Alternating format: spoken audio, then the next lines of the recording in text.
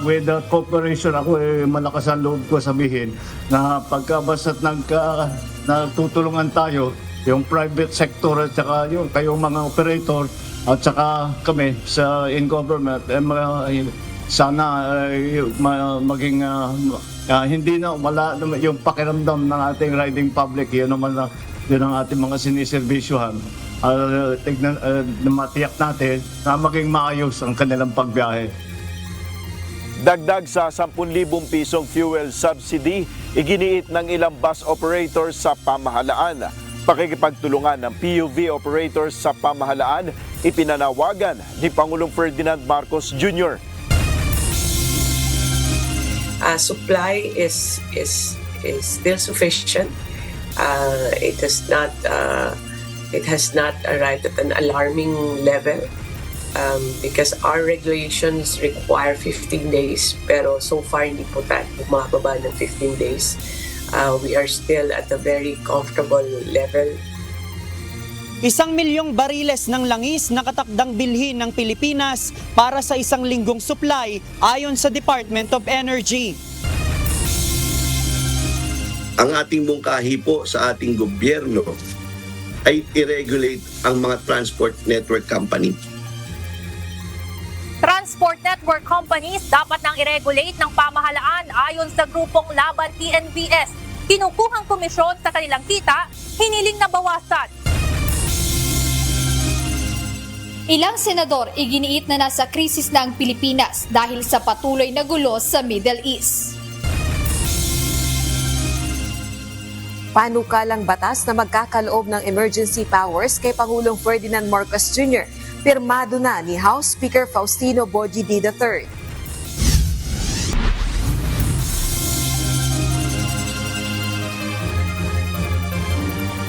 Magandang hapon, Pilipinas at sa buong mundo. Tayo po'y sabayang napapakinggan sa Radyo Libertad 1350, ang UNTV Radio. Una sa ating mga balita.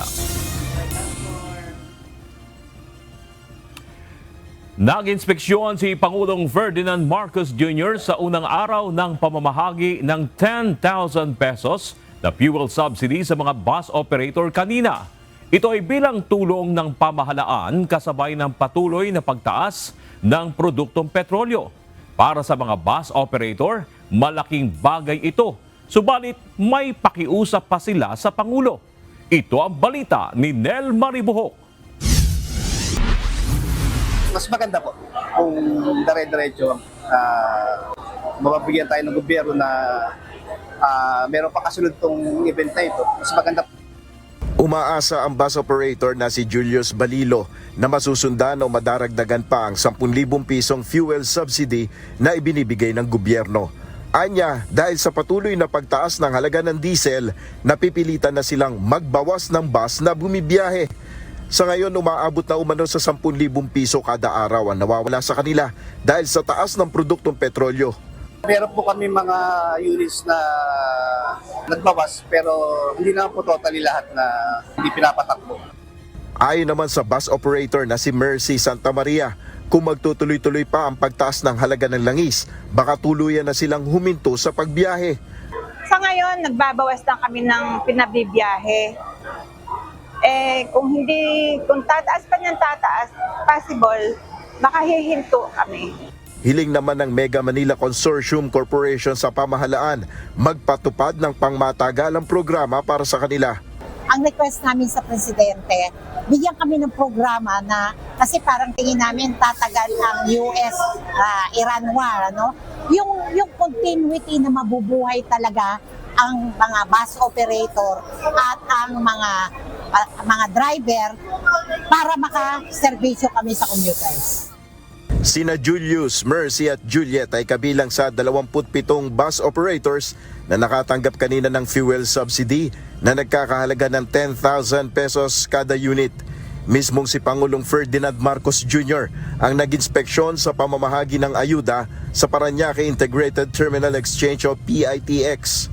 Ayon kay Department of Transportation Secretary Giovanni Lopez, kung kinakailangan ay magdaragdag ng tulong ang pamahalaan sa transport sector. Tama po, yung 2.5 billion natin sa 2025 continuing budget. Tulad nga po ng sabi ng ating Pangulo, kung kailangan dagdagan ng mga subsidiya, gagawin po ng gobyernong natin. At isa pa po, meron pong DSWD din na tumutulong sa atin through their AIX. At meron din po tayong service contracting in the amount of 1 billion na we already requested for the release of the SARO. At ito po ay isa sa mga programa din natin that will help not only the commuters, no? Ito po ay directly makikinabang ang ating mga commuters. Binigyan din ni Pangulong Marcos ang kahalagahan ng pagtutulungan ng pamahalaan at ng pribadong sektor upang mapagaan ang epekto ng pabago-bagong presyo ng langis. So with the cooperation, ako malakas ang loob ko sabihin na pagka basta't nagtutulungan tayo, yung private sector at saka yung kayong mga operator at saka kami sa in government, sana maging hindi na wala yung pakiramdam ng ating riding public. Yun naman yun ang ating mga siniservisyohan. Matiyak natin na maging maayos ang kanilang pagbiyahe. Hinimok rin niya ang mga transport operator na magbigay ng suwestyon kung paano pa mapapabuti ang sistema para sa kapakinabangan ng parehong operator at ng riding public. Tinatayang mahigit 245,000 na driver at operator at higit 1.18 million na sasakyan ang makikinabang sa fuel subsidy project ng Department of Transportation. Nel Maribuhok, UNTV News and Rescue. Diyos ang aming sandigan, serbisyo publiko ang aming pinahalagahan. Nilinaw ng Department of Energy o DOE na isang contingency plan pa lamang ang pagpayag ng ahensya na paggamit ng Euro 2 fuel sa bansa. Ayon kay Energy Secretary Sharon Garin, kung mauubos ang kasalukuyang supply ng Euro 4 standard na langis, saka palang magbebenta ang mga kumpanya ng Euro 2 fuel. Sa ngayon, hindi pa nila nakikitang maibebenta ito sa mga gasolinahan dahil may sapat pang supply ng langis. Ang Euro 2 fuel ay tinatawag ring dirtier fuel dahil mas mataas na emission nito o duming naiiwan sa hangin. That's a contingency that we are preparing and we haven't implemented that yet. Nangangamba ang pamunuan ng Parañaque Integrated Terminal Exchange o PITX na posibleng bumaba pa ang bilang ng biyahe ng bus patungo sa mga probinsya ngayong long holiday. Ito'y dahil ilang bus operators na ang nagpahayag na hindi na nila kakayaning magbiyahe dahil sa mataas na presyo ng produktong petrolyo. Ito ang balita ni Benedict Samson.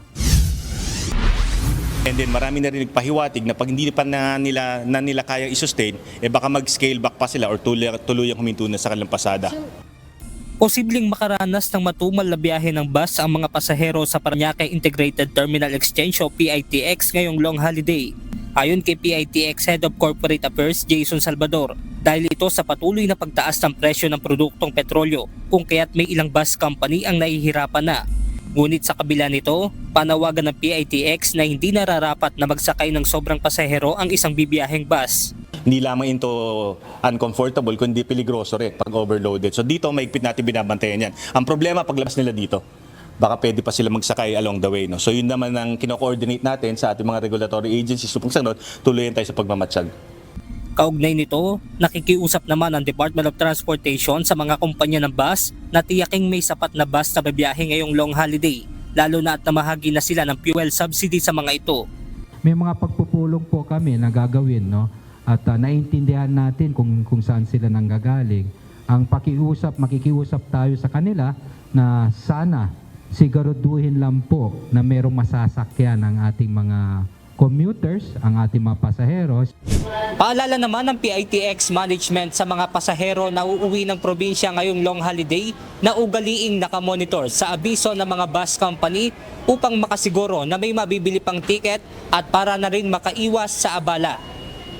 Well, historically, hindi naman talaga nakapag-advance booking ang marami sa ating mga kababayan. No? Most of them, bumibili yan a day before or on the day itself. Yun yung worry natin kasi kung darating sila dito tapos wala sila masasakyan, yun yung magiging problema. Samantala, nasa 3 milyong pasahero naman ang inaasahan ng PITX na dadagsa sa naturang terminal.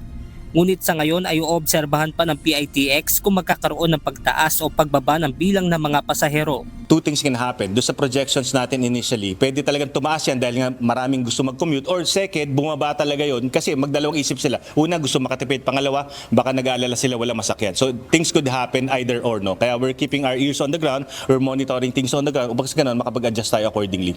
Benedict Samson, UNTV News and Rescue. Diyos ang aming sandigan, serbisyo publiko ang aming pinahahalagahan.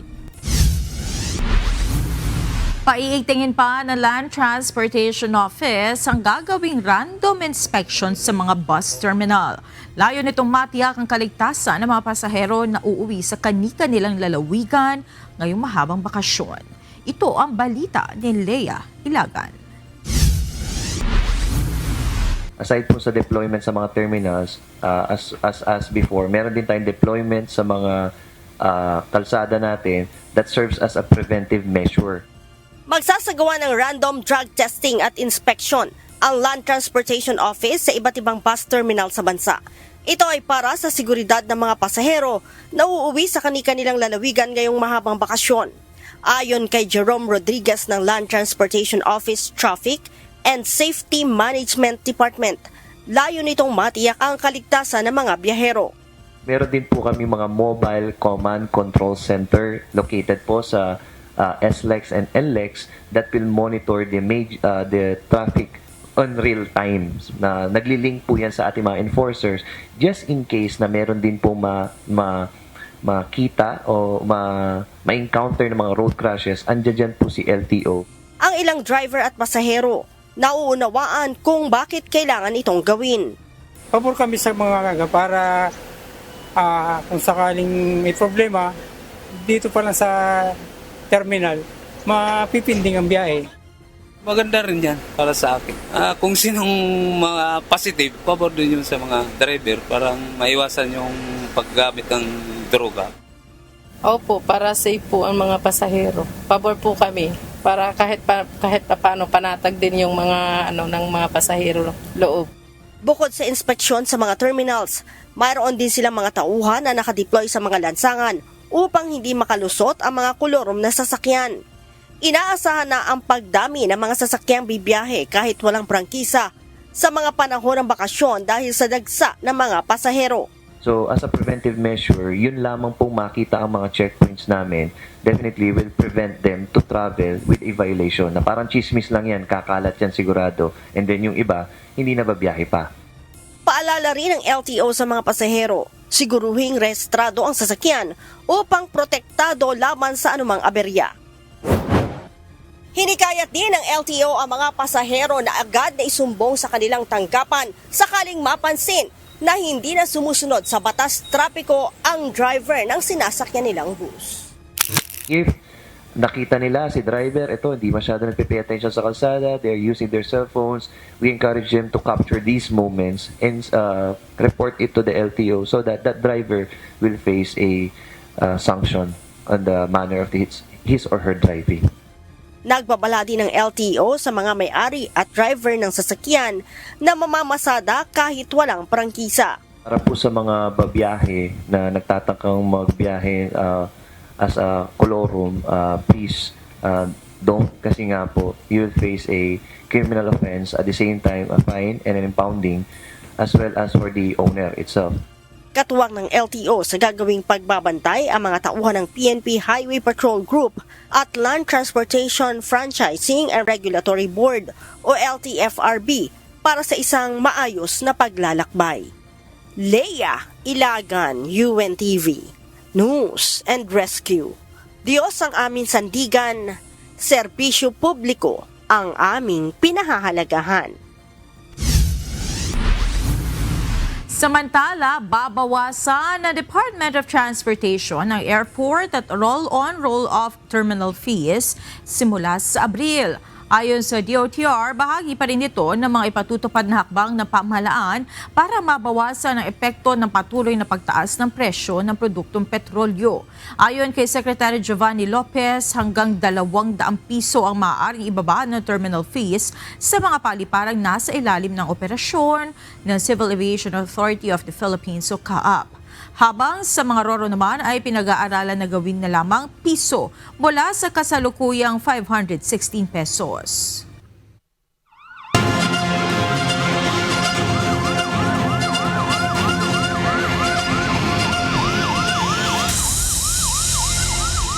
Inasistihan na UNTV News and Rescue ang isang senior citizen na makauwi sa kanilang bahay mula sa ospital sa Butuan City.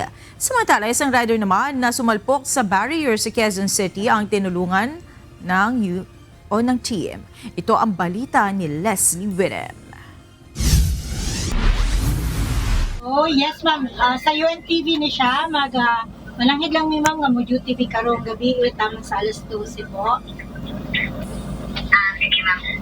Habang naka-standby ang UNTV News and Rescue ay tinawagan ito ng Butuan Operation Center upang maghatid ng isang pasyente sa bahay nito matapos ang isang araw na pagkakakonfine sa ospital. Ang pasyente ay isang 90 anyos na isang mild stroke patient na i-confine dahil sa nahihirapan itong makahinga. Dahil sa katandaan ay nakararanas na rin ito ng panghihina ng katawan. Nagdesisyon ang pamilya na iuwi na lamang ang lola at tinanggihan ang karagdagang medical procedures na gagawin sana sa matanda dahil sa kasalukuyang kondisyon nito.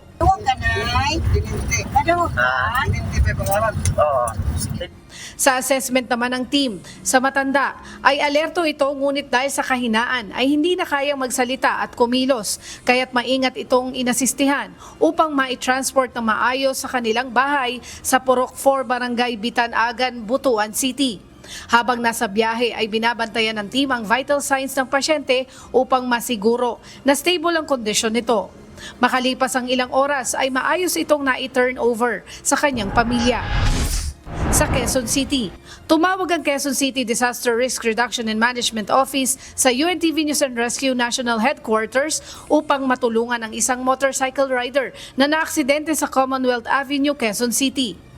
Kaagad namang pinuntahan ng grupo ang naturang aksidente. Ayon sa biktima, binabagtas niya ang kahabaan ng Commonwealth Avenue nang hindi mapansin ang nakaharang na barrier sa madilim na parte ng kalsada. Tumama ang kanang bahagi ng kanyang katawan na nagdulot ng possible deformity sa kanyang kanang tuhod at mga gasgas. Kaagad naman itong nilapatan ng first aid ng UNTV News and Rescue sa pamamagitan ng paglagay ng splint sa kanyang injury. Ready to leap! Huwag na to. 1, 2, 3, up! Dinala ang 30 anyos na pasyente sa Diliman Doctors Hospital upang malapatan ng karagdagang atensyong medikal. Sa mga nangangailangan ng agarang tulong sa panahon ng aksidente o sakuna, maaaring makipag-ugnayan sa UNTV News and Rescue Hotline 8911-UNTV o 8911-8688. Leslie Widem, UNTV News and Rescue. Diyos ang aming sandigan, serbisyo publiko ang aming pinahalagahan. Nagpasaklolo ang ilang Transport Network Vehicle Service drivers sa pamahalaan. Ayon sa grupong Laban TNVS, nagbabaka sakali silang matulungan sa anilay masyadong mataas na komisyon na kinakaltas sa kanila ng mga transport network companies. Ito ang balita ni Ivan Alvarez. Ang ating mungkahi po sa ating gobyerno ay i-regulate ang mga transport network company. Handa pa naman tiisin ng mga Transport Network Vehicle Service drivers ang tumataas na halaga ng gasolina kung hindi sana masyadong malaki ang kinukuhang porsyento ng mga transport network company sa kanilang kita. Ayon sa presidente ng grupong Laban TNVS na si Jun De Leon, makakayanan pa sana umanong balikati ng ilan sa kanila ang lumalaking gastusin sa pamamasada kung ibababa lang ng kumpanya ang kanilang hinihinging komisyon. Kaya panawagan nila sa pamahalaan, tulungan silang maibaba ito. May mga transport network company po na 20% hanggang 30% ang kinukuha nila sa mga driver. Kung ito po ay papatupad at i-regulate ng ating gobyerno o ng LTFRB, kung sino man sa ngayon ng gobyerno, yung mga TNC na kinukuha sa mga driver, kung gagawin nilang 10% lang hanggang 12%, malaki pong tulong ito kahit walang dagdag pamasahe. Sa kasalukuyan, ang mga TNC ang nagtatakda ng komisyon na kanilang kukunin sa mga TNVS drivers. Ayon pa kay De Leon, may ilang TNVS drivers ang tumigil na umano sa pamamasada dahil sa mahal ng gasolina. Anya, bago pa man ang naudlot na fare increase, marami ng namamasada ang nagbalik ng susi sa kanilang mga operator. Ito ay dahil nauuwi lamang sa pagkalugi ang mga ito dahil sa laki ng gastos sa araw-araw na pamamasada. Isipin nyo po, napakahabang oras, 300 piso lang at 500 piso lang ang kanilang naiuwi. Mas mababa pa sa minimum wage. Kaya minamabuti na lang nila na lumipat muna at ng trabaho at dun sa fix na sweldo kesa sumugal sa biyahe. Sinabi naman nila sa atin na kapag ang umupa na ang gera at bumaba na ulit ang gasolina, sila naman po ay babalik para magserbisyo ulit sa ating mga kababayan. Sagot naman ng Land Transportation, Franchising and Regulatory Board at Department of Transportation, kasama na ito sa kanilang pinag-aaralan ngayon. Yan niya ang ating kasama sa legal review natin yan, no? Ang pag-control ng mga komisyon. We have sought the legal advice ng OSG para lang pag gumalaw po ang LTFRB at it will be recommend also to DOTR, overdue kami legally. Kasi alam niyo naman, yung under our constitution, we have to respect free market system. No? But at the same time, pag umaabuso, gusto rin namin pumasok. Ipa-follow up lang namin yung aming legal opinion, pero handa ho kaming makialam dyan. Oras na sabihin sa amin ng OSG na pwede. I think ang cardinal rule naman dyan, no? Kahit na wala pang specific law no, addressing this issue. But once, if the public interest is threatened, the government must step in. Yun naman po yan. Now, kapag yan talaga ay sinasabi natin unreasonable, unconscionable, yung talagang ginagawa nila, yung mga pagtaas ng commission, pati na rin sa mga pagtaas ng mga pamasahe, at sa tingin talaga natin is morally shocking na, no? Then the government can always step in. Then LTFRB can always step in po. Nitong nakaraang linggo, nag-anunsyo na ang ilang ride-hailing app ng kani-kaniyang mga hakbang upang matulungan ang kanilang mga driver sa tumataas na halaga ng produktong petrolyo. Ayon sa Grab, InDrive at MoveIt, maaaring makakuha ng fuel discount ang kanilang mga driver sa ilang partner gas stations sa buong bansa. Bukod pa umano ito sa commission rebates incentive. Evan Alvarez, UNTV News and Rescue. Diyos ang aming sandigan, serbisyo publiko ang aming pinahahalagahan. Nasa proseso na ng pagbili ng 1 milyong bariles ng langis ang Pilipinas upang madagdagan ng buffer stock ng Pilipinas. Sa ngayon, nasa 45 araw na lamang bago tuluyang maubos ang supply ng langis sa bansa. Ito ang balita ni JP Nunez. Supply is still sufficient. It has not arrived at an alarming level. Because our regulations require 15 days, pero so far hindi po tayo bumababa ng 15 days. We are still at a very comfortable level. Nanindigan ang Department of Energy na mayroong sapat na supply ng langis ang Pilipinas. Ito ang tiniyak ng DOE kasunod ng mga batikos at umiigting na panawagan sa pamahalaan na magdeklara na ng krisis sa langis. Ayon kay Energy Secretary Sharon Garin, batay sa kanilang imbentaryo, aabot pa ng hanggang 45 araw o hanggang kalagitnaan ng buwan ng Mayo ang supply ng langis. At upang madagdagan ito, nasa 1 milyong bariles ng langis ang bibilhin ng Pilipinas. 400,000 na bariles ay mula sa Southeast Asia at 600,000 na bariles ay manggagaling sa labas ng Southeast Asian region. Nagkakahalaga ito ng nasa 10 billion pesos at tatagal naman ng 1 linggo. Sa ngayon, pinoproseso ng Philippine National Oil Company o PNOC ang pagbili ng mga naturang bariles ng langis. We're also, through PNOC, we're doing the procurement of additional buffer. Hindi po madali po magkumuha ng buffer because it is very expensive. Bukod dito, sinisikap din ng DOE na makakuha ng supply ng langis sa ibang mga bansa gaya ng South Korea, India, Japan at China para sa dagdag na buffer stock. Samantala, ngayong araw, panibagong pagtaas ng presyo ng langis ang ipinataw ng mga oil companies. Nasa 15 pesos hanggang 18 pesos ang dagdag sa kada litro ng diesel. Kaya kung susumahin, nasa 107 pesos hanggang higit 144 pesos na ang magiging presyo nito. 8 pesos hanggang 12 pesos naman ang dagdag sa presyo ng gasolina kung saan aabot na sa higit 82 pesos hanggang higit 112 pesos kada litro. Habang ang kerosene mayroong nasa 12 pesos hanggang 22 pesos ang madadagdag kung saan aabot na sa higit 111 pesos hanggang higit 165 pesos ang presyo nito kada litro. Para sa mga tsuper ng jeep na gumagamit ng diesel at tricycle drivers na gumagamit ng gasolina, panibagong pasakit na naman ang panibagong taas presyo ng petrolyo.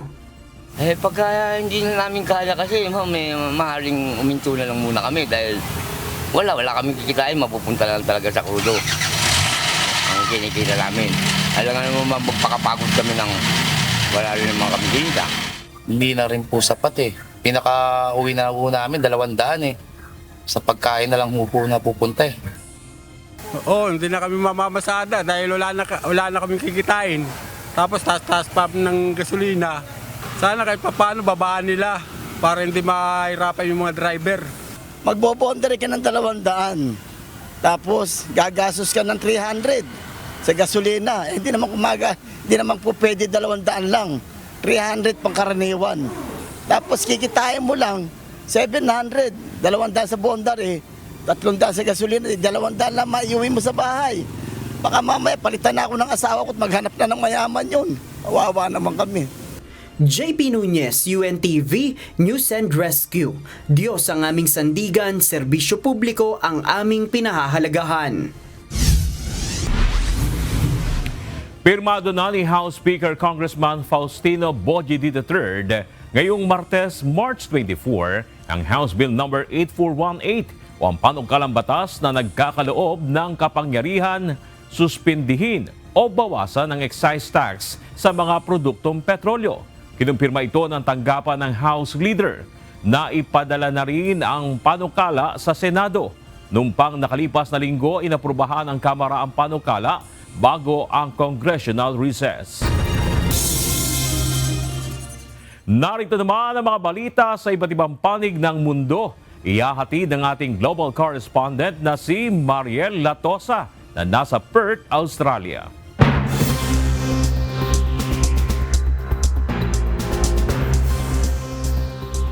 Magandang gabi sa inyo dyan sa Pilipinas, Bernard. Matapos ang kanilang kontrobersyal na mga pahayag kaugnay ng anya ay pakikipag-usap niya sa Iran, nanindigan si US President Donald Trump na wala na itong banta sa kanilang seguridad. Subalit tila taliwas ito sa ipinapakita at pinahahayag ng Iran na nagsasabing magsisimula pa lang sila sa pinakamatinding laban. Ito ang balita ni Noel Poliarco. We're systematically dismantling the regime's ability to threaten America. They're not threatening us anymore. Kumpiyansa si US President Donald Trump na hindi aatakihin ng Iran ang Estados Unidos. Naniniwala si Trump na malapit nang matapos ang laban at may isang pagkakataon pa ang Iran para itigil ang pag-atake sa kanila. Ang aniya ay makipag-usap at tanggapin ang kanyang kondisyon. Ipinagmalaki rin ni Trump na kung dati ay katawa-tawa sa iba ang Amerika, ngayon ay umani na ito ng malaking pagrespeto. Ito ay ayon aniya mismo sa hari ng Saudi Arabia. We're in a position that we haven't seen. We're respected. You know, our country now is respected all over the world. A year and a half ago, we were a laughing stock. The King of Saudi Arabia told me, Subalit sentro ng batikos ngayon si Trump matapos nitong ipag-utos ang 5 araw na pahinga sa pag-atake sa mga energy facility ng Iran. Ayon kay Trump, nagkaroon na aniya siya ng produktibong pakikipag-usap sa Iran, bagay na itinanggi ng Iran. Ayon sa Iran, walang anumang dialogo na nagaganap at taktika lamang ito ni Trump upang gamitin ang 5 araw para makapaghanda sa susunod na pag-atake sa kanila. Naniniwala naman ang dating kalihim ng Iran, Supreme National Security Council na si Dr. Saeed Khalili na nagpapahiwatig na ng pagsuko si Trump dahil nakikita na nito ang realidad na hindi niya kayang pabagsakin ang puwersa ng Iran. Tila wala ngang nangyayaring usapan sa US at Iran dahil patuloy naman ang banta ng Islamic Revolutionary Guard. Ayon sa pinakahuling pahayag ng IRGC, magsisimula pa lang ito ng paglunsad ng pinakamalaki at pinakamatinding yugto ng giyera sa susunod na linggo na tatapos kay Trump. Tila makahulugan rin ang pahayag ni Israel Prime Minister Benjamin Netanyahu sa aniya ay naging resulta ng kanilang pag-uusap ni Trump. Ayon sa Israeli leader, may nakikita aniyang pagkakataon si Trump na gamiting leverage ang kanilang napasimulan upang tuluyang maabot ang layunin ng giyera sa pamamagitan ng isang kasunduan sa kapakinabangan ng kanilang alyansa. הנשיא טראמפ מאמין שיש סיכוי למנף את ההישגים הכבירים של צה"ל וצבא ארצות הברית כדי לממש את יעדי המלחמה בהסכם, הסכם שישמור על האינטרסים החיוניים שלנו. Kung totoo man na naghahanda ang US, hindi rin maikakaila na nakahanda rin ang Iran at sa halos mag-iisang buwan ng labanan, walang indikasyon ng pagsuko ang Islamic regime. Noel Polyarco, UNTV News and Rescue. Canada, Diyos ang aming sandigan, serbisyo publiko ang aming pinahahalagahan. Isang grupo ng mga kalalakihan ang hindi hinalang may kagagawan ng panununog sa ilang ambulance unit ng Community Emergency Service na Hatzolah sa Golders Green, London. Nanawagan naman ang Metropolitan Police sa sinumang makapagtuturo o makapagsasabi ng alam nila sa mga suspect at sa mga pangyayari. Ito ang balita ni Jeff De Ocampo. This is a devastating incident for our Jewish communities, and we have launched an immediate investigation to identify those responsible. Hate crime. Ito ang nakikitang motibo ng mga otoridad sa isang hinihinalang arson attack sa Jewish community sa Golders Green sa London, United Kingdom. Ayon kay Deputy Chief Superintendent Luke Williams ng Metropolitan Police, natupok ng apoy ang 4 na ambulance ng Hatzolah Northwest linggo ng gabi. Ang Hatzolah ay isang Jewish community emergency service na nagbibigay ng humanitarian aid sa Jews. Sa ilang CCTV video, makikita ang 3 lalaki na patungo sa parking area ng mga ambulansya. Isa sa kanila ay may dalang galon ng hinihinalang gasolina. Nang maisagawa ang plano, nagtakbuhan na ang mga ito. This attack comes at a time when fears are already heightened given global events and recent attacks against Jewish communities in other parts of Europe. Wala namang nasugatan sa insidente at agad na nailikas ang mga residente na malapit sa sunog. Mariin namang kinundina ni UK Prime Minister Keir Starmer ang nasabing krimen. The idea that ambulances could be considered a target is simply horrendous, and I know the impact that will have had on so many individuals, not just those in the area, but also, frankly, the whole Jewish community. Patuloy ang investigasyon sa insidente bagamat wala pang natutukoy na sinumang responsable sa panununog. Inaalam na rin kung konektado sa giyera sa Gulf region ang nasabing insidente. Sa isang pahayag, sinabi ng Jewish Board of Deputy na ang nangyari ay hindi lamang banta sa Jewish community kundi sa buong sosyedad. Hinihikayat naman ng Met Police ang publiko na agad ipagbigay alam sa kanila ang anumang impormasyon o sino man ang nakakakilala sa mga suspect. If you have any information about what happened in Golders Green, please come forward and call police on 101, providing the reference 415 of the 23rd of March. Samantala, nangako naman ang UK Health Minister na papalitan ang mga nasunog na ambulance ng Hatzolah at patuloy na aagapay kung anuman ang kailangan ng nasabing volunteer unit sa kanilang pagsisilbi sa komunidad. I can confirm that we will replace the ambulances that were destroyed in the horrendous attack at the latest. So I'm really pleased to be able to put that support immediately into place. Jack De Ocampo, UNTV News and Rescue. Diyos ang aming sandigan, serbisyo publiko ang aming pinahahalagahan. Isang bagong polisiya ang ipinatutupad ngayon sa Hong Kong.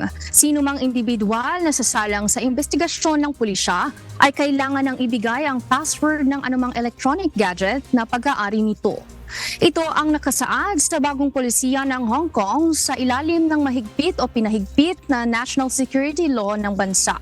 Nakasaad sa bagong polisiya na anumang gadget gaya ng cellphone o computer ng isang akusado ay itinuturing na ebidensya kaya marapat na ibigay sa pulis ang password o anumang decryption method nito. Sino mang tatanggi ay mahaharap sa 1 taong pagkakakulong at multa na 100,000 Hong Kong dollar o aabot sa 765,000 pesos ayon sa Hong Kong government. Itinanggi ni House Justice Committee Chairperson at Batangas 2nd District Representative Gervil Luistro na may external pressure sa kanila kaugnay ng impeachment process laban kay Vice President Sara Duterte. Nakatakda na bukas ang opisyal na simula ng pagdinig ng House panel kaugnay ng 2 reklamong impeachment. Ito ang balita ni Rosa Licos. I've been hearing from social media na meron daw pressure coming from the leadership of the House. Meron ding mga representations coming from the Duterte camp. But in either party, wala tayong nararamdaman, naririnig o na-experience na pressure about this impeachment proceeding. Isang araw bago opisyal na magsimula ang hearing proper o pagdinig ng House Justice Committee sa 2 reklamong impeachment laban kay Vice President Sara Duterte, itinanggi ng panel chairperson na si Batangas 2nd District Representative Gervil Luistro na nakatatanggap ito ng anumang pressure mula sa kanino mang kampo. Pero kaalinsabay nito, muling umapela ang kongresista sa mga kapwa mambabatas kung papaano dapat itrato ang impeachment process laban sa Vice Presidente. Sa gitnaan niya ito ng pagkalat ng mga hindi kumpirmadong impormasyon kaugnay ng issue. We do not owe it to the President, to the Vice President, neither do we owe it to any religious group. So it's just my way of reacting to the circulating information, although the same is not verified, just to make sure that the members of the House are aware about their mandate coming from the sovereign Filipino people. No, we need to be impartial, we need to be independent, we need to be very honest in hearing this impeachment complaint. Sa kasalukuyan, wala pang impormasyong natatanggap ang House Committee kung dadalo ba sa pagdinig si VP Sara. Muling iginiit ng House Justice Panel Chairperson na walang ibang maaaring makapagpresenta ng ebidensya para sa Vice Presidente kung pipiliin itong wag humarap sa hearing proper. Gayunman, patuloy anyang magpapadala ng imbitasyon kay VP Duterte ang House Panel kaugnay ng mga pagdinig. Actually, hanggat hindi natatapos yung hearing proper, we will keep on sending invitation to her so that at any point of the entire hearing proper, she can actually come. Because the Justice Committee, in accordance with the rules, is actually giving her ample opportunity to present her evidence as well and to controvert the evidence of the complainant. Bukod dito, tiniyak din itong hindi magkakaroon ng antala sa proseso ng impeachment. Sa gitna na rin ito ng apela ni Navotas City Representative Toby Chanco sa House Justice Committee na bilisan ang proseso para mapagtuunan anya ng pansin ang kinakaharap na krisis ng bansa dulot ng gulo sa Middle East. We are committed not to cause any delay, but we will not compromise, no? The substance of the hearing and most especially the right to due process of all parties, most especially the respondent. Ako naman, importante sa akin no matter what is sundin yung rules, di ba? Yun yung pinaka-importante sa akin. And the rules should be applied equally, di ba? Yun yung mahalaga sa akin. Samantala, aminado naman si House Justice Committee Chairperson Luistro na hamon ngayon ang pagdalo ng mga miyembro ng komite sa isasagawang pagdinig sa impeachment complaints laban kay VP Duterte. Sa gitna ito ng congressional break kung kailan nasa kani-kanilang distrito ang mga kongresista. Rosa Licoz, UNTV News and Rescue. Diyos ang aming sandigan, serbisyo publiko ang aming pinahahalagahan. Humarap na testigo kaninang umaga si dating DPWH Bulacan 1st District Engineer Henry Alcantara sa malversation trial ni Saldico at 15 kapwa akusado. Mariing tinutulan ng kampo ng depensa ang testimonya ni Alcantara dahil immaterial at irrelevant anila sa kaso dahil ang proyektong nililitis ay sa Oriental Mindoro, malayo sa Bulacan kung saan nakadestino si Alcantara. Ayon sa prosekusyon, tumestigo si Henry Alcantara upang patotohanan na si dating Congressman Saldico ang beneficial owner ng SunWest Corporation. Ang kasong dinidinig ay kaugnay ng umano'y maanumalyang flood control project sa Oriental Mindoro na nagkakahalaga ng 289.5 million pesos. Ramdam na ng ilang mga pasahero ang ginhawang dulot ng 50% tapya sa pamasahe sa LRT2 at MRT3. Gayunman sa kabila ng naging implementasyon nitong Lunes, mas bumaba pa ang bilang ng mananakay kumpara sa mga nakaraang linggo. Ito ang balita ni Mia Alonso.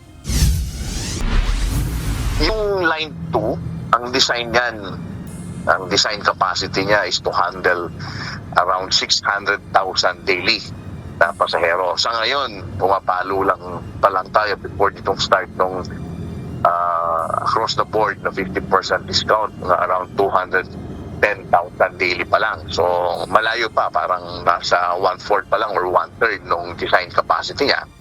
Sa halip na agad tumaas, bahagyang bumaba pa ang ridership ng LRT2 sa unang araw ng implementasyon ng 50% discount noong Lunes, March 23. Base sa datos ng Light Rail Transit Authority, tinatayang nasa 195,541 lamang ang mga pasahero sa araw ng opisyal na pagpapatupad ng diskwento. Kung tutuusin, mas mababa ito kung ikukumpara sa mahigit 196,000 passengers noong March 16 at mahigit sa 215,000 noong Lunes naman ng March 9. Because probably dahil yung iba hindi na pumasok, then may strike. If you compare ridership, you don't just compare yung ridership today sa kahapon. No, we don't do that kasi magkakaiba ang nature ng bawat araw. Ayon kay LRTA Administrator Hernando Cabrera, posibleng kailangan pa ng panahon bago tuluyang maramdaman ang epekto ng bawas pasahe sa bilang ng mga pasaherong sumasakay ng tren. Para naman sa mga commuter, malaking tulong na rin ang ipinagkaloob ng fare discount. Actually, hindi naman talaga ako aware dyan. Kasi hindi naman talaga ako regular commuter. Which is, malaking tulong naman talaga siya sa mga commuters, lalo na sa mga estudyante, sa mga parents. Yung biyahe sobrang convenient, unang-una aircon. Kahit marami yung option na biyahe, mas pinipili ko yung LRT kasi nalaman ko na may 50%. And yung 50% na yun, mas mura siya kumpara sa mga ibang options. Okay ako sa less expense talaga. Yes, actually really good thing na i-implement siya like not just temporarily but syempre in the long run to really have the discount. Samantala, ayon naman sa General Manager ng MRT3, minimal o hindi masyadong marami ang nadagdag sa pasahero noong Lunes. If you will compare our first day, Monday kasi yan, compared to last Monday, minimal lang yung increase mga 1,500 lang, ridership ang in-increase. So what we're expecting minomonitor natin is yung mga dadating na araw pa. Kung maka-experience tayo ng malaking increase ng ridership ng MRT3 because of the discount. Sa ngayon, hindi pa masabi ng LRTA o ng Department of Transportation kung hanggang kailan ang itatagal ng 50% na discount sa pamasahe sa LRT2 maging sa MRT3. Wala pang advice kung hanggang kailan. So until further notice, possibility of the same being or becoming permanent. Wala pang naging usapan na gano'n. Bunsod naman ang inaasahang pagdami ng pasahero sa mga susunod na araw dahil sa discount na ipinatutupad, tiniyak naman ng LRT at MRT na kaya nilang serbisyuhan ng mga ito ng maayos. Mia Alonso, UNTV News and Rescue. Diyos ang aming sandigan, serbisyo publiko ang aming pinahahalagahan. Muling papayagan ng Metropolitan Manila Development Authority o MMDA ang mga provincial bus na dumaan sa EDSA simula alas 10 ng gabi ng April 1 hanggang alas 6 ng umaga ng April 6. Bahagi ito ng mga hakbang ng MMDA para sa maalwang biyahe ng mga pasahero sa long holiday. Gayunman ang mga galing norte ay hanggang sa mga terminal lang sa Cubao sa Quezon City. Habang mga galing ng South ay hanggang sa mga terminal lang sa Pasay City. Exempted muna ang mga fuel tankers o umiiral na number coding scheme truck ban sa Metro Manila. Ito'y matapos sa aprobahan ng Metro Manila Council ang isang resolusyon. Sa ilalim nito, hindi muna huhulihin ang mga fuel tanker na nagdadala ng supply ng langis sa mga gasolinahan sa Metro Manila. Layo nito na tiyaking magiging tuloy-tuloy ang distribusyon ng petrolyo sa mga sasakyan at iba pang gumagamit ng petrolyo. Bagamat nanindigan ang Malacanang na wala pang krisis sa supply ng langis sa bansa, mariin naman itong tinutulan ng ilang senador. Sa pagdinig ng ad hoc committee ng Senado, binigyan diin ng ilang senador na nasa gitna ng krisis ang bansa dahil sa nagpapatuloy na gulo sa Middle East. Ito ang balita ni Jed Neresina. Para sa amin dito sa Senado, nasa crisis na tayo.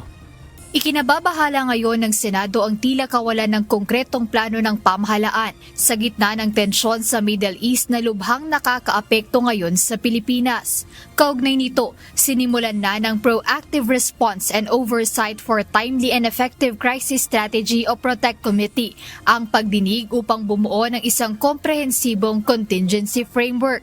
Ayon sa chairperson ng komite na si Senator Sherwin Gatchalian, dapat nang ituring na krisis ang nararanasan ng bansa sa harap ng patuloy na pagtaas ng presyo ng produktong petrolyo.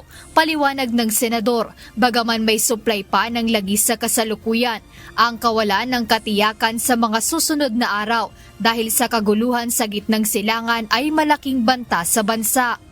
Kung kahit natitignan natin, meron tayong stock of 53 days sa gasoline at 46 days sa diesel. Ang problema, hindi natin alam kung meron pa tayong dadating na stock after those days. And that alone for me is a crisis. Kung uncertain ang supply, kahit na meron tayong stock on land, pero hindi natin alam kung may dadating, para sa akin crisis na yon. Binigyang diin pa niya na halos 25 araw na ang krisis sa Middle East. Ngunit tila wala pa rin umanong sense of urgency o mabilis na pagtugon ang pamahalaan. Ganito rin ang pananaw ni Senator Loren Legarda sa Senate Ad Hoc Panel. Ayon sa senadora, dapat nang kumilos ang ehekutibo na tila nasa isang emergency situation para sa kapakanan ng mga apektadong sektor. Pag kayo ay humihingi ng mga budget ninyo, maski overnight, nandyan kayo. Pero pag crisis action plan, marami kayong dahilan.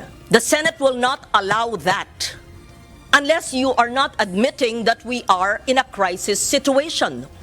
Then you're lost in translation o nahihibang. Because everyone must act as if we were an ICU situation. That's how it should be. Hindi rin nakapagpigil si Senator Legarda na punahin ang aniyay mabagal na pagpapatupad ng mga programa o solusyon ng mga ahensya ng gobyerno sa gitna ng kritikal na sitwasyon. We must first admit that there is a crisis for us, for all of us, to act with urgency. And we must admit that it can't be the usual way things are. And everybody in government, especially in the executive, must admit on regular times you are slow, painfully slow. And the DBM knows this. And we know that because we've been doing the budget for decades now. Your utilization, your implementation is so slow. Nagpahayag din ng kaparehong sentimiento ang Vice Chairperson ng Protect Committee na si Senator Joseph Victor J.V. Ejercito. Ayon kay Senator Ejercito, hindi na dapat ipagwalang bahala ang hirap na dinaranas ng publiko dahil sa sunod-sunod na oil price hike. Binigyang diin ng senador na nasa kamay na ng Pangulo ang desisyon kung gagamitin ang kapangyarihan nito upang suspendihin o bawasan ang excise tax sa langis. Kasabay nito na nawagan din ang senador sa Pangulo na bumuo na ng isang interagency task force upang matiyak ang mabilis at tuloy-tuloy na pagtugon ng pamahalaan sa krisis.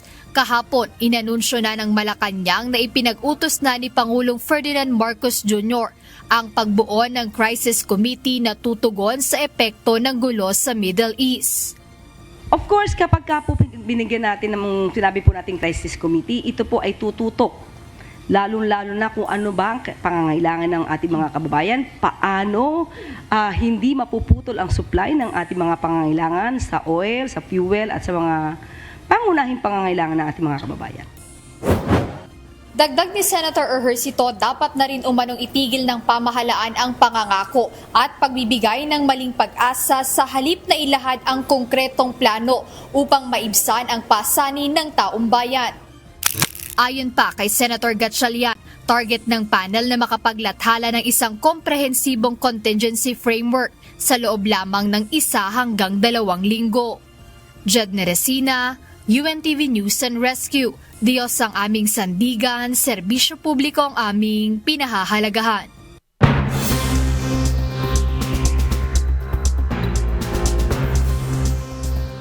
Kinumpirma ng tagapagsalita ng Kuwait Ministry of Electricity na si Engineer Fatima Hayat na 7 overhead power line sa bansa ang hindi gumagana sa ngayon matapos tamaan ng bumagsak na missile debris. Ito anya ang dahilan ng nararanasang partial power outage sa ilang lugar sa bansa. Tiniyak ng opisyal na nakahanda ang mga kawani ng ahensya na kukumpuni sa nasirang mga pasilidad oras na matiyak na ligtas na ang paligid nito. Samantala, patuloy naman ang isinasagawang checkpoint sa mga pangunahing kalsada sa Kuwait upang mapanatili ang seguridad ng publiko. Patuloy rin ang interceptions ng mga puwersa ng Kuwait sa dumarating na missiles ng Iran. Isang landmark trade deal ang nilagdaan ng bansang Australia at ng European Union dito sa Canberra, Australia. Kabilang sa napagkasunduan ay defense cooperation na mahalagang aspeto sa pag-unlad ng ekonomiya ayon sa lider ng dalawang bansa. Ito ang balita ni May Viandog. Europe and Australia share a responsibility beyond our borders. A crisis in the Indo-Pacific would cripple global trade, directly hitting European industries and growth. So we have resolutely decided to step up cooperation on defense industry, counterterrorism, space, and maritime security. And we are joining forces to fight back against hybrid threats to our democracies. Paglaban sa iba't ibang banta sa Indo-Pacific region. Ito ang isa sa layunin ng pagpapatatag ng ugnayan ng European Union at Australia ayon kay European Commission President Ursula von der Leyen. Ito ang laman ng kasunduang nilagdaan sa pagitan ng EU leader at ni Australian Prime Minister Anthony Albanese dito sa Canberra, Australia.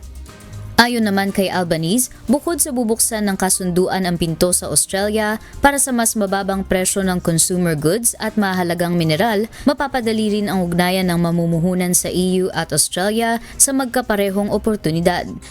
I think this is a good agreement that's a win-win for Australia and a win for the European Union.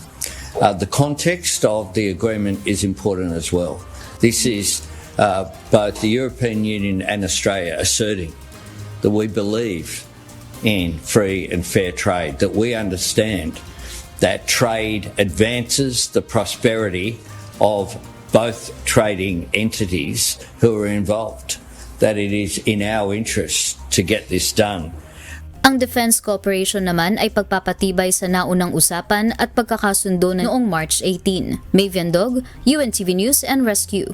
Diyos ang aming sandigan, serbisyo publiko ang aming pinahahalagahan. At yan ang mga balita mula sa iba't ibang panig ng mundo. Mula rito sa Perth, Australia, ako si Maria Latoza. Magandang gabi.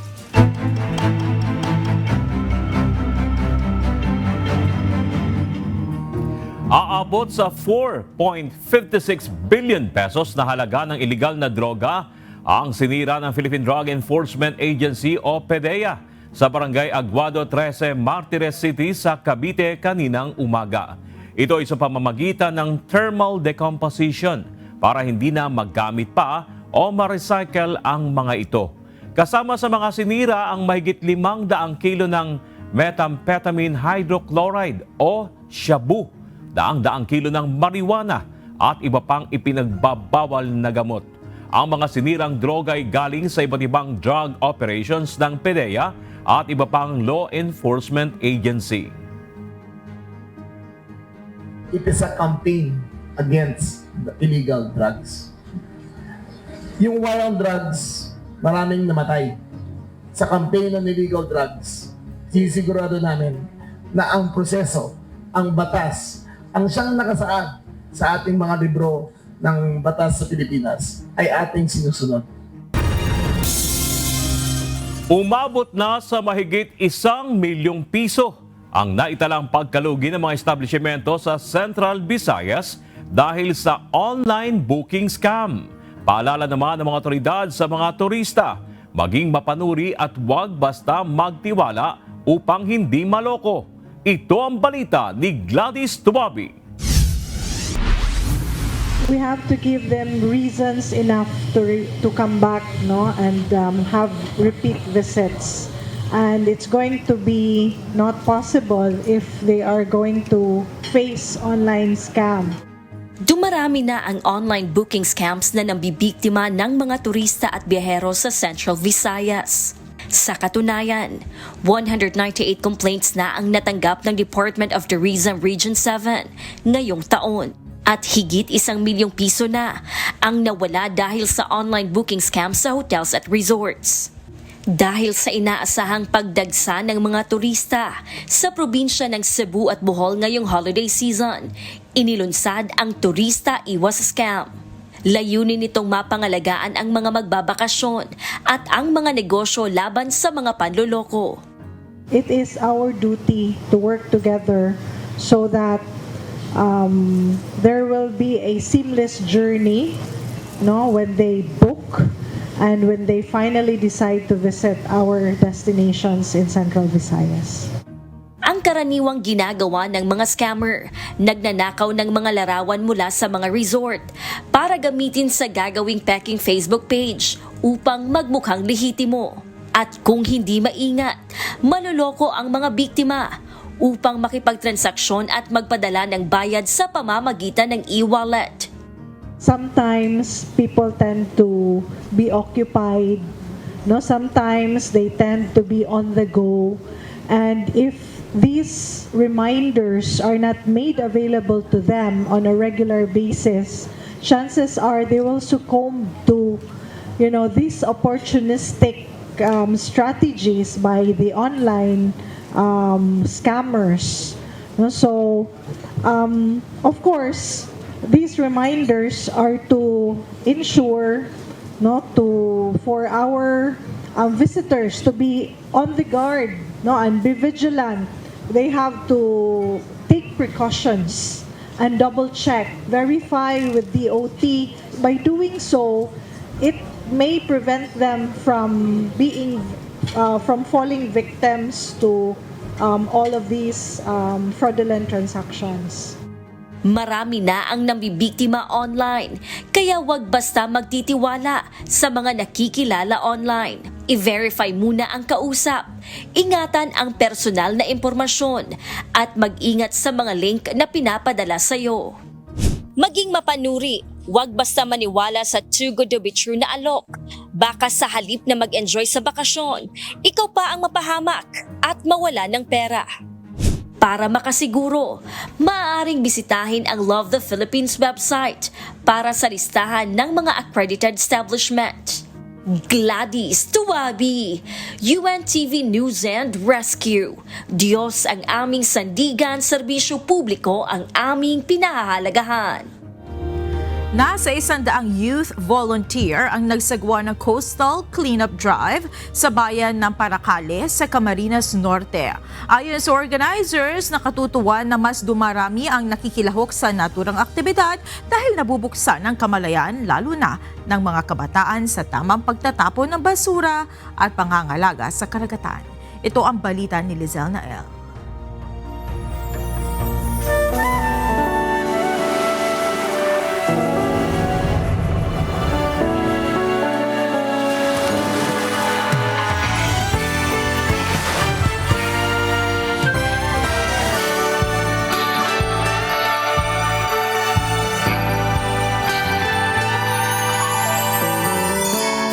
Dito sa Poblasyon Norte, Poblasyon Sur, buong Paracale, karamihan ang hanap buhay nila nandito sa dagat. Kaya dapat ma-maintain talaga yung kalinisan. Responsableng pangangalaga sa kalikasan.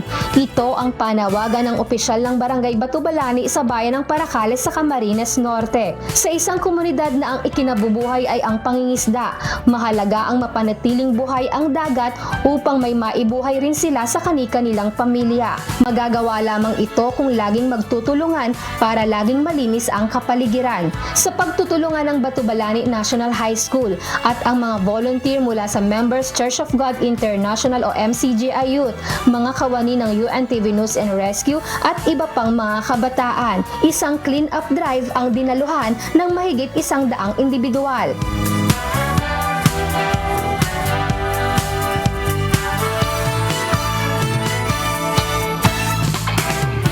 Malaking bagay, ma'am, sa aming taga rito, taga Paracale, malaking bagay sa baybayin ng Paracale. Dahil po may mga gayang mga aktibidad na nangyayari dito. Dahil po kung patuloy nating pababayaan, medyo masasalaula ang baybayin, marami ang basura sa tabing dagat. Ayon sa Municipal Environment and Natural Resources Office o MENRO, isa sa iniingatan sa lugar ay ang kritikal na marine species tulad ng mga pawikan na madalas nabibiktima ng mga itinapong plastik at iba pang basura sa karagatan.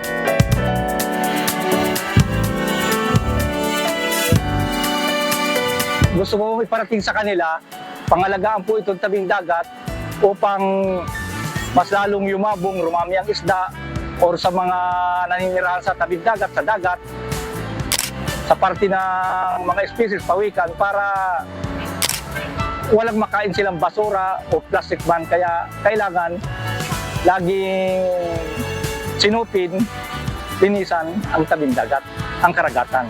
Ayon naman kay Teacher Jeline Garcia, isang senior high school teacher, ang disiplina sa loob ng tahanan ang susi upang maiwasan ang pagkalat ng basura na nauuwi sa pagbaha at pagkalat ng sakit. Isa po sa practice namin doon ay ang pag-proper segregate ng mga basura. Kasi kapag hindi po siya properly segregated, hindi po siya kinukuha. So siguro, kung kakayanin or dapat po kayanin, simulan natin sa bawat isa sa atin na kung maaari, paghiwalayin ang nabubulok at hindi nabubulok para po mas madali ang pagkuha at pagkolekta ng basura. Malaki naman ang pasasalamat ni Ravens Nomrado, isang estudyante, residente sa bayan ng Paracale, at ibang youth groups na maraming tumugon ng mga kabataan sa paglilinis sa coastal area. Tanda ang lumalawak na kamalayan sa kahalagahan ng paglilinis ng karagatan. Maraming salamat po sa MCG sa libre pong pagkain at sa tulong na rin po sa paglilinis po. Napakahalaga po mapangalagaan ng ating kalikasan kasi ito po yung, kumbaga, yung tahanan natin, nagbibigay sa atin ng maraming pangangailangan natin sa araw-araw.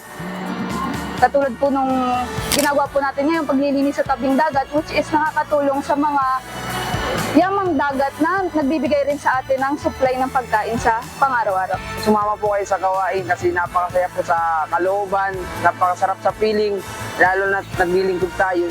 Isa sa mga nanguna sa aktibidad ay si Teacher Cristina Avila na siyang proponent ng clean-up drive sa baybaying dagat sa bayan ng Paracale. Kami po ay taos-puso nagpapasalamat sa lahat ng volunteers ng MCGI Youth at UNTV News and Rescue Team sa paggabay sa amin at pagtulong ng buong puso dito sa aming isinagawa Coastal Clean-up Drive ng Batubalani National High School sa Paracale, Camarines Norte.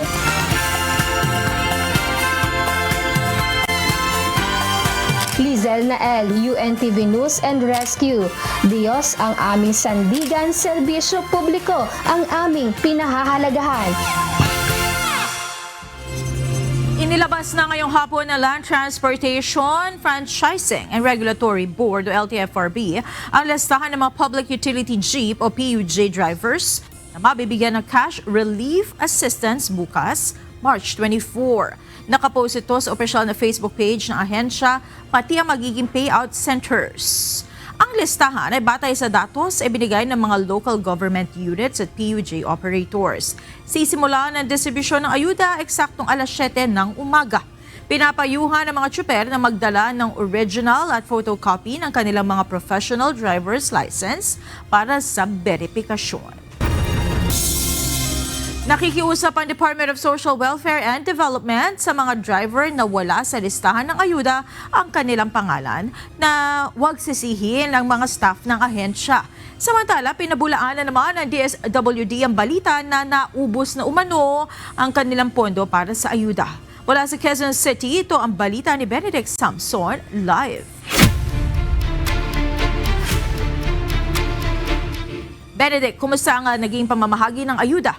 Diyan sa Quezon City, may mga TNVS driver ba na wala sa listahan ng mga beneficiaries? Magandang gabi, Monica. Gaya nga ng mga naranasan nung nakaraang linggo, meron pa rin mga driver na wala sa listahan at ayon naman sa kapanayam natin na staff ng DSW dito ay wala naman naging problema sa naging pamamahagi ng ayuda dito nga sa Quezon City Circle. Hindi nararapat na ibaling ng mga driver sa mga tauhan na namimigay ng ayuda ang CC sakaling wala sila sa listahan ng mga tatanggap ng ayuda. Ito ang pakiusap ni Department of Social Welfare and Development Secretary Rex Gatchalian kasunod ng mga natatanggap niyang ulat na may ilang staff silang napapagalitan ng mga recipient driver. Hindi ho DSWD ang gumawa ng listahan. Pangalawa, hinango lang ho namin yan sa mga kumpanyang may hawak rin ho sa inyo. Kaya kung meron kayong dapat puntahan ngayon or so to speak, meron kayong dapat singilin ngayon, singilin natin mismo yung mga TNC nyo o yung mga kumpanya nyo na may hawak sa inyo. Sa panayam kanina ng programang Hataw Balita ngayon, sinabi ni Laban TNBS President Jun De Leon na marami umanong transport network vehicle service drivers ang wala sa listahan na mabibigyan ng ayuda ngayong araw. Sinabi ni De Leon na halos hanggang madaling araw kanina ay naghahanap pa sila ng pangalan ng kanilang driver partners sa inilabas na recipients ng Department of Social Welfare and Development. Alas 4 lang po tayo natulog dahil hinahanap din po natin yung pangalan ng ating driver, no? At wala po sa listahan. At nakakalungkot po doon sa mga social media page namin. Silipin nyo po mga TNBS page na kung saan nagrarant na yung mga kasamahan natin na TNBS driver at tawag, text sa atin na tulungan sila. Muli ring binigyan diin ni De Leon na hindi sasapat ang 5,000 cash assistance dahil sa taas na rin ng presyo ng mga produktong petrolyo.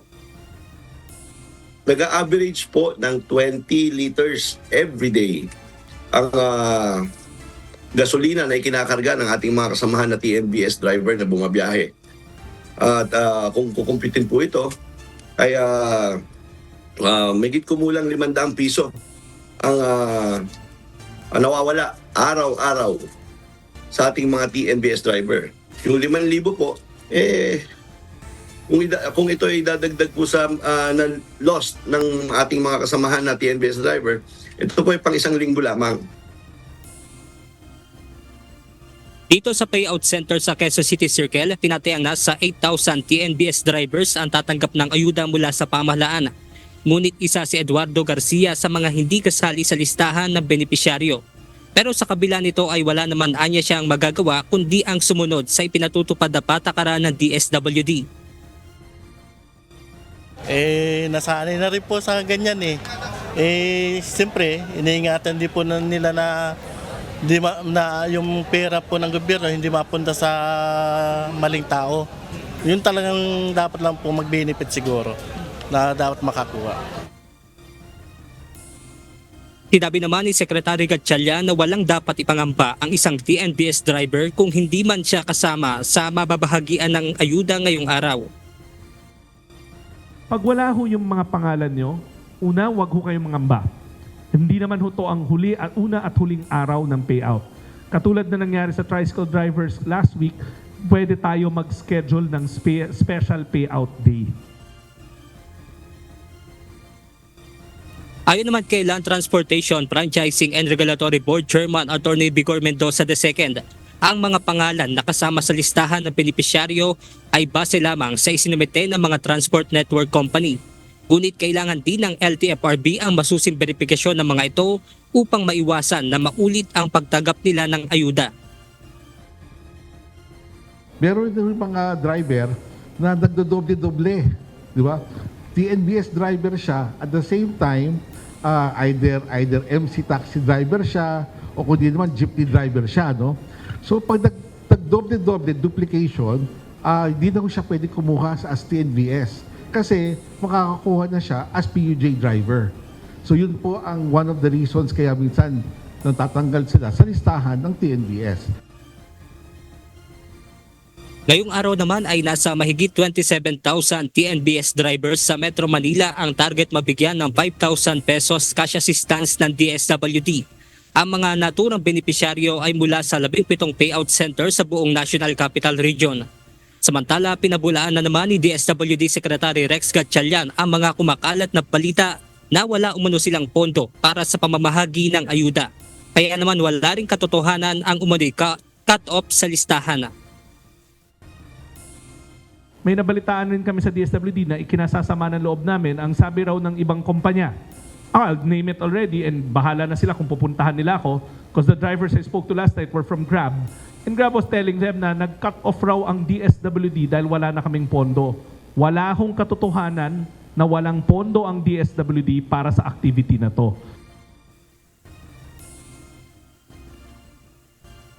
Monica, mga alas 5:30 ng hapon kanina nang mag-cut off ang DSWD sa pamamahagi ng ayuda dito sa Quezon City Circle at sa ngayon ay nakahanda na naman ito para sa pamamahagi ng ayuda para naman sa mga jeepney driver bukas. At yan muna ang ating update mula dito sa Quezon City. Balik sa inyo dyan, Monica. Maraming salamat, Benedict Samson.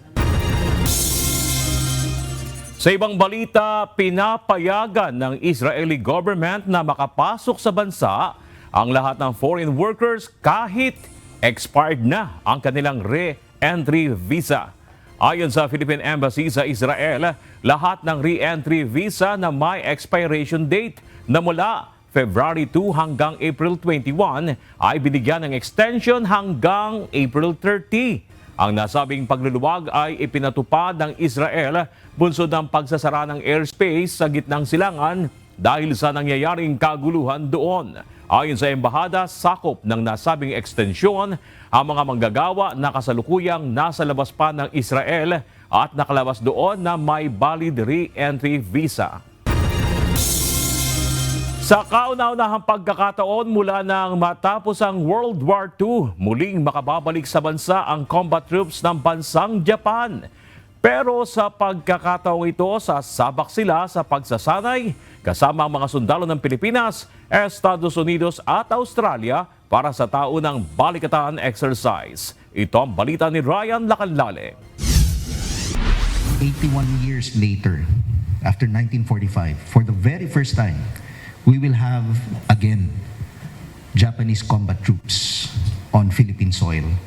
Dating magkalaban sa giyera, pero ngayon ay magsasanay na magkasama. Ito ang binigyang diin ni AFP Chief of Staff General Romeo Browner Jr. sa muling pagtungtong sa Pilipinas ng combat troops ng Japan sa darating na balikatan exercise sa susunod na buwan. Kasunod ito ng pagratipika ng Japan Diet at Philippine Congress noong isang taon sa Reciprocal Access Agreement kung saan pinahihintulutan na nito ang sandataang lakas ng Pilipinas at Japan Self-Defense Force na magkatuwang na magsagawa ng military exercises. Sabi ni General Romeo Browner, mahalaga ang pagsasanay na ito dahil pagkatapos ng mahigit 80 taon, muling tatapak sa Pilipinas ang combat troops ng Japan. So that is very significant because back then, we found ourselves on the opposite sides of the war. But this time, we find ourselves on the same side, together with the United States, with Australia. These four nations will come together to exercise defensive operations. Nasa mahigit 1,000 miyembro ng Japanese Self-Defense Force ang lalahok sa balikatan. Lalahukan nila ang halos lahat ng pagsasanay gaya ng field training exercise, command post, cyber exercise, live firing at iba pa. Sa paglahok ng Japan sa balikatan, mas mapapalakas ng sandataang lakas ang kanilang paghahanda sa anumang banta gaya ng pagtugon sa mga sakuna at banta sa seguridad. Lalo na't parehas ang kinakaharap ng Pilipinas at Japan gaya ng mga sakuna tulad ng bagyo at lindol. Mas mapapalawak na ngayon yung mga gagawin nating exercises at mas makapaghanda tayo for any eventuality, whether it is man-made or natural. Kasi hindi lamang gera naman yung gagawin natin, we are also preparing for disasters. Sabi ng Japan, makalipas ang 70 taong pagkakatatag ng diplomatic relations ng Pilipinas at Japan, mas lalo pang pinagtitibay ang kanilang ugnayan, hindi lamang sa larangan ng ekonomiya, kundi lalo na sa larangan ng depensa at seguridad sa rehiyon. In the last 70 years, we have built gradually, steadily our stronger partnership in all the fields, and recent years, particularly in the security defense field. And we are quite happy to have strengthened participation of our self-defense forces after the entry into force of RAU. Dagdag ni General Browner, mahalagang huwag magpadala sa mga paninira na maaaring buhayin muli ang kalupitang dinanas ng mga Pilipino noong World War II na maaaring makasira sa magandang relasyon ng Japan at Pilipinas. Samantala, tiniyak din ni General Browner na tuloy ang balikatan exercise sa buwan ng Abril hanggang Mayo at walang pagbabago sa deployment ng mga sundalo ng Estados Unidos. Kasunod ito ng nagpapatuloy na giyera sa pagitan ng US-Israel laban sa Iran. Anya, ito ang pinakamalaking pagsasanay sa kabila ng gulo sa gitnang silangan. Wala ring gagawing pagbabawas sa budget allocation dahil noong nakaraan pa ito napondohan. Ryan Lacanlale, UNTV News and Rescue. Diyos ang aming sandigan, serbisyo publiko ang aming pinahahalagahan.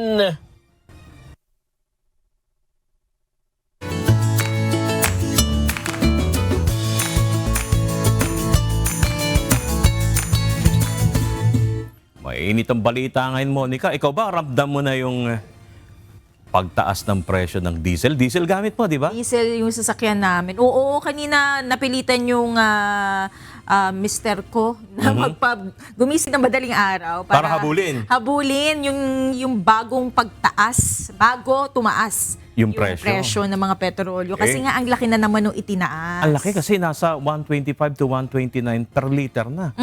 And then probably, yung balita natin kanina, by March 30, pwedeng pumalo ng 144. Yun nga, di ba kanina na-mention ko, before this, the whole conflict, itong before the, well, sinasabi nila, hindi pa crisis, no? Pero before nitong mga nangyayari, 100% na po, higit na sa 100% yung itinaas ng ating mga produktong petrolyo. And napakasakit no, napakahirap nun. And I actually sympathize no doon sa mga drivers, mga PUJs, mga drivers po ng mga TNVS na talaga nakakaramdam nito. Kaya sana no, tayo ay manalangin na matapos ito. Sana nga. Hari nawa, sabi nga ng matatanda. Narito na po ang ating mga naging kausi ngayong araw ng Martes. Salamat at shoutout kina Edwin Dagio, Pearl Navarro at kay Magos de la Cruz. Gayun din kay Ellie Teodoro, Guillermo Campo at Reynaldo de Vera. Narito naman ang salita ng Diyos na ating sandigan. Mula sa aklat ng Galacia, Kapitulo 6, versikulo 9, na nagsasabi, "At huwag tayo mga pagod sa paggawa ng mabuti, sapagkat sa kapanahunan ay magsisipag-ani tayo kung hindi tayo mangaghihimagod."